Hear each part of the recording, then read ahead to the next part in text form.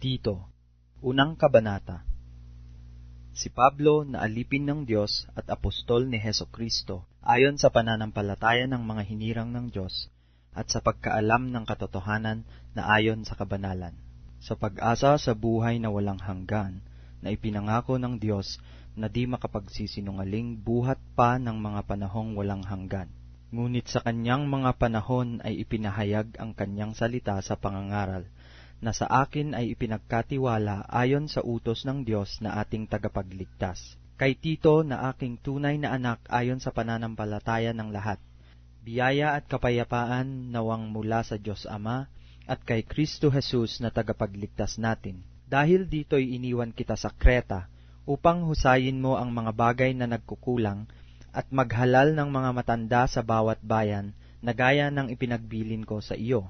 Kung ang sino man ay walang kapintasan, asawa ng isang babae lamang, na may mga anak na nagsisisampalataya, na hindi maisusumbong sa pangliligalig o suwail, sapagkat dapat na ang obispo ay walang kapintasan, palibhasa siya'y katiwala ng Diyos, hindi mapagsariling kalooban, hindi magagalitin, hindi manggugulo, hindi palaaway, hindi masakim sa mahalay na kapakinabangan, kundi mapagpatuloy, maibigin sa mabuti, mahinahon ang pag-iisip, matuwid, banal, mapagpigil, na nananangan sa tapat na salita na ayon sa turo, upang umaral ng magaling na aral, at papaniwalain ang nagsisisalangsang, sapagkat may maraming mga suwail na mapagsalita ng walang kabuluhan at mga magdaraya, lalong-lalo na yaong mga sa pagtutuli, na ang kanilang mga bibig ay nararapat matikom, mga taong nagsisipanggulo sa buong mga sangbahayan,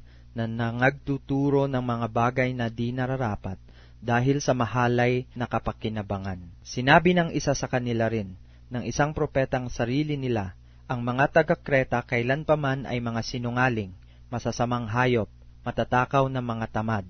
Ang patotoong ito ay tunay, dahil dito'y sawayin mong may kabagsikan sila, upang mga pakagaling sa pananampalataya, na huwag mga kinig sa mga katha ng mga Hudyo, at sa mga utos ng mga tao na nangagsisisinsay sa katotohanan.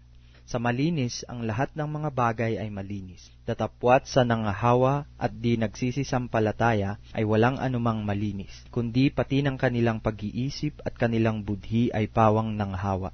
Sila'y nangagpapanggap na nakikilala nila ang Diyos, ngunit ikinakaila sa pamamagitan ng kanilang mga gawa.